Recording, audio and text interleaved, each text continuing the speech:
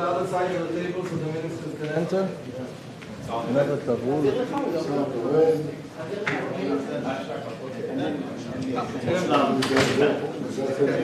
It's okay. It's okay.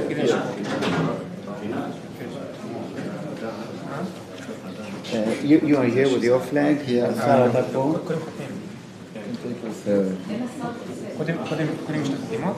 Okay.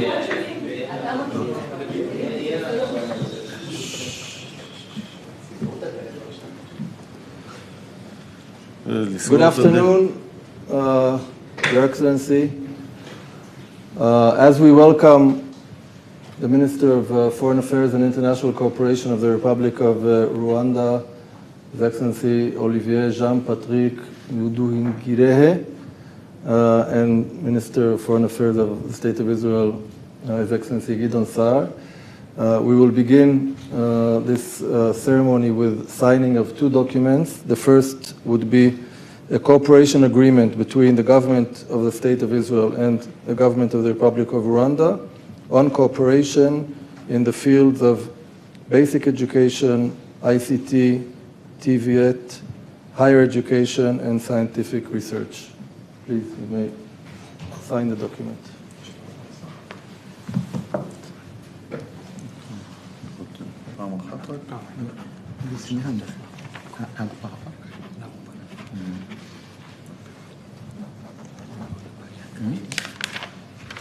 Which yellow? Which one? Yellow?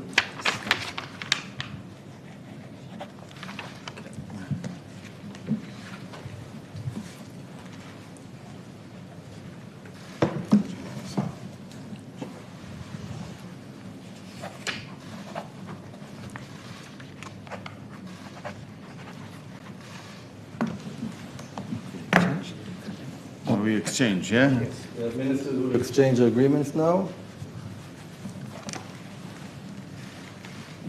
Let's take it open like that, no? Okay. Oops, like this. Yeah.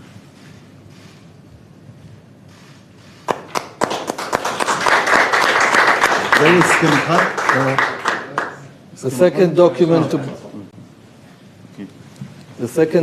to be signed is a memorandum of understanding on development cooperation between Mashav, Israel's Agency for International Development Cooperation, at the Ministry of Foreign Affairs of the State of Israel, and the Rwanda Cooperation Initiative, Ministry of Foreign Affairs and International Cooperation of the Republic of Rwanda.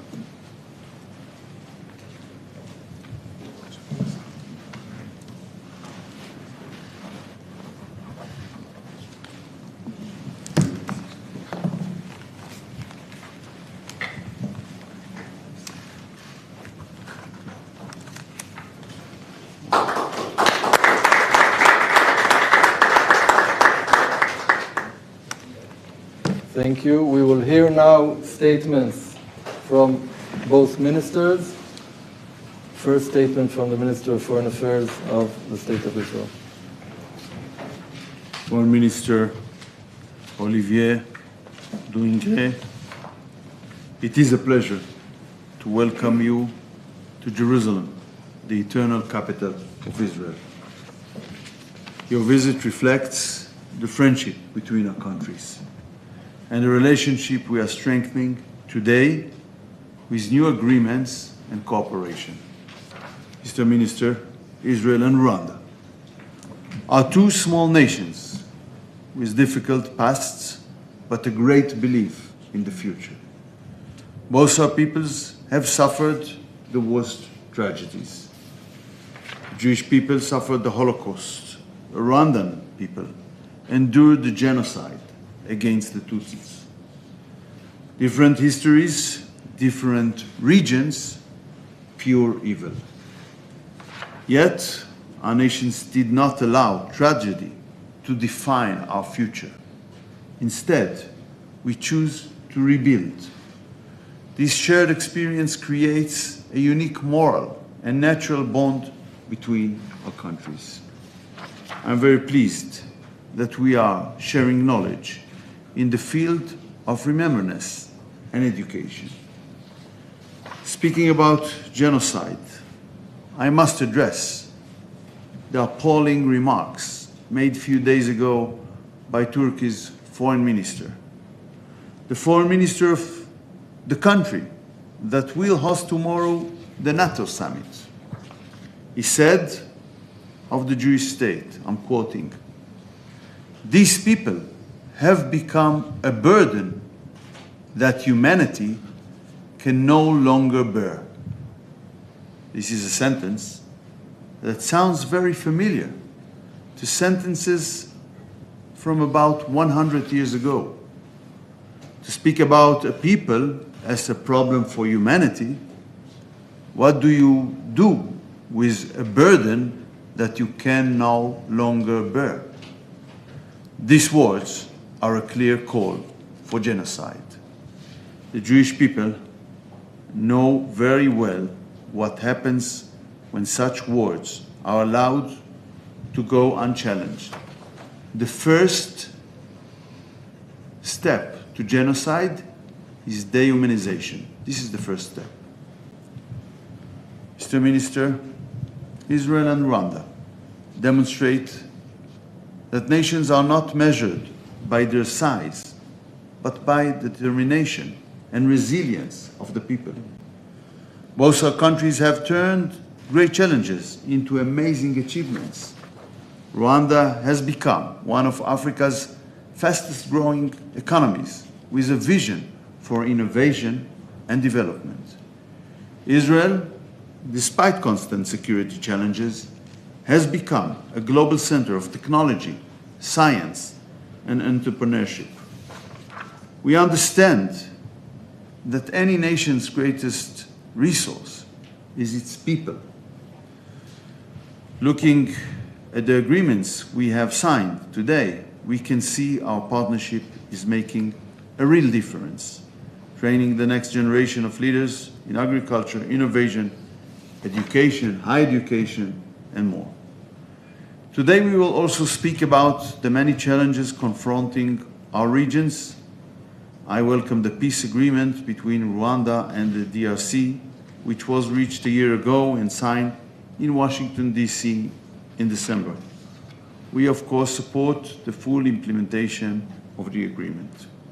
In our region, Israel continues to face the threat posed by Iran and its terrorist proxies, who seek to eliminate Israel.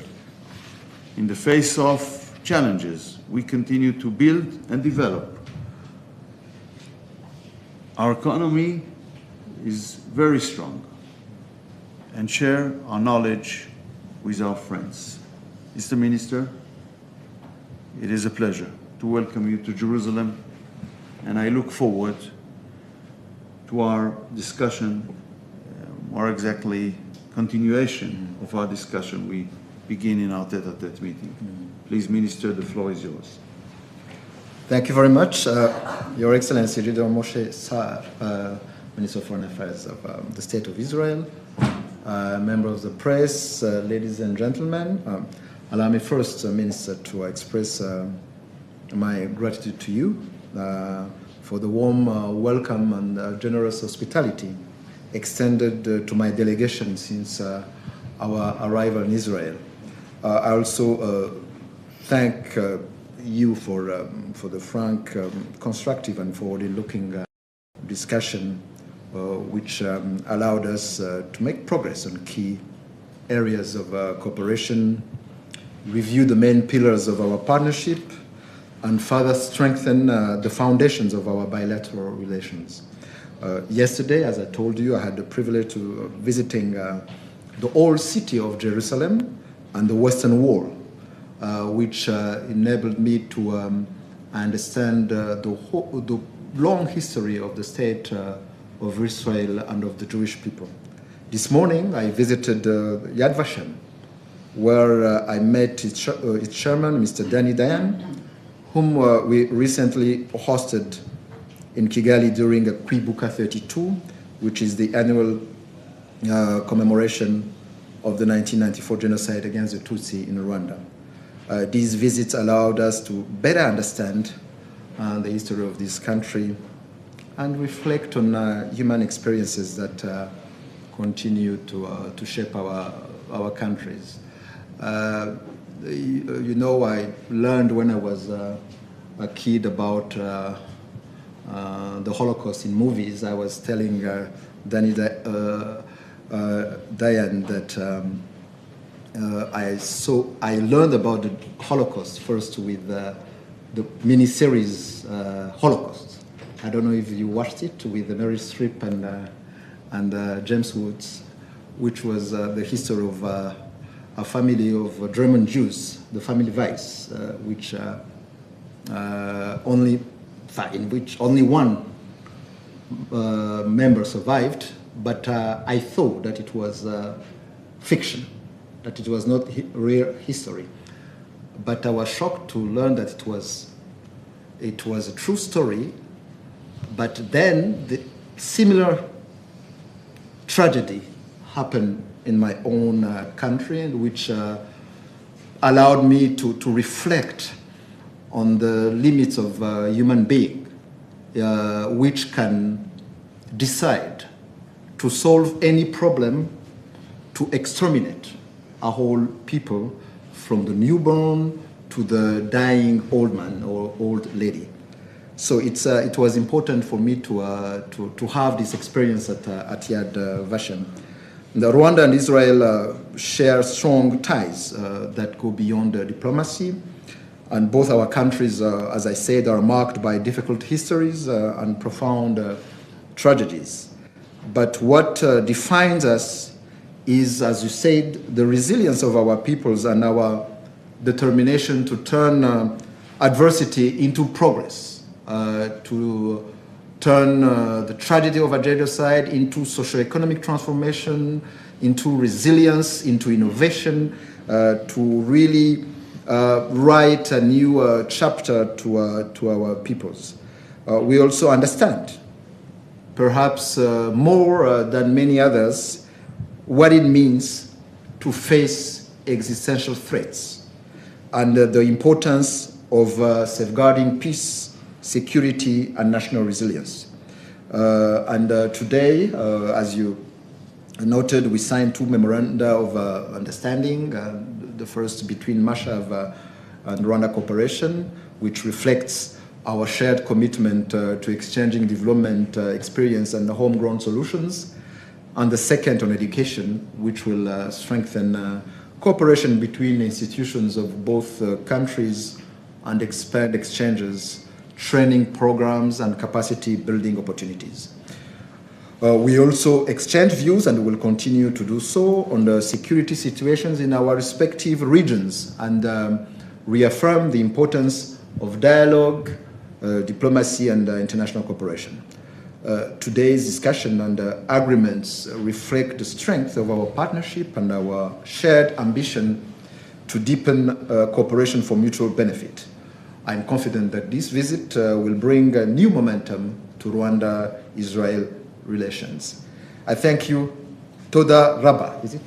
Yeah, you said it good. Actually, you said it very good. Thank you. Thank you. Thank you. Thank you very much, Minister. Thank you, media. We will move now to the bilateral meeting. Okay. So I will invite the Israeli delegation to take their seats in the round.